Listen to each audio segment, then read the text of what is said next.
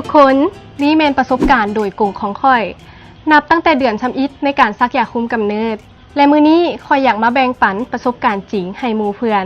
เบิ่งแม้มันสะดวกสบายหลายได้ข่อยบ่จำเป็นต้องเฮ็ดหยังเลยเบิ่งคือยากแม่นบ่แต่บ่เลยข่อยยังสามารถไปเวียกไปเรียนและก็ไปลิ้นกับหมู่ของข่อยและสร้างวิดีโอเหล่านี้โดยบ่ต้องกังวลหยังเลยและข่อยต้องได้ไปซักยาคุมทุกๆ3 เดือนซึ่งมันก็พอดีแต่ถ้าข่อยรู้สึกบ่ดียามใดข่อยก็สามารถหยุดมันได้ตลอดเวลา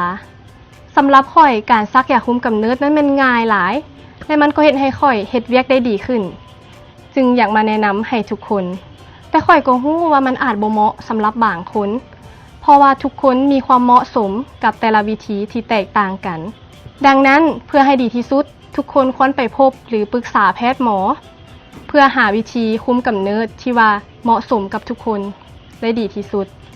ขอบใจที่เบิ่งวิดีโอของข่อยและนี่คือสิ่งที่ข่อยอยากเว้าบ๊ายบายทุกๆวิธีการคุมกำเนิดล้วนแต่มีการตอบสนองต่อร่างกายที่แตกต่างกันฉะนั้นมันเป็นเรื่องปกติ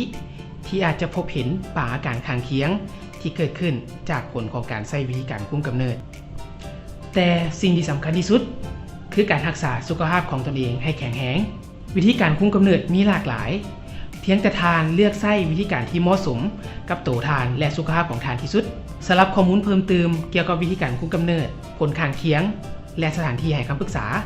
ทานสามารถกดติดตามและรับรู้ข้อมูลอยู่ที่ลิงก์ด้านล่างได้เลย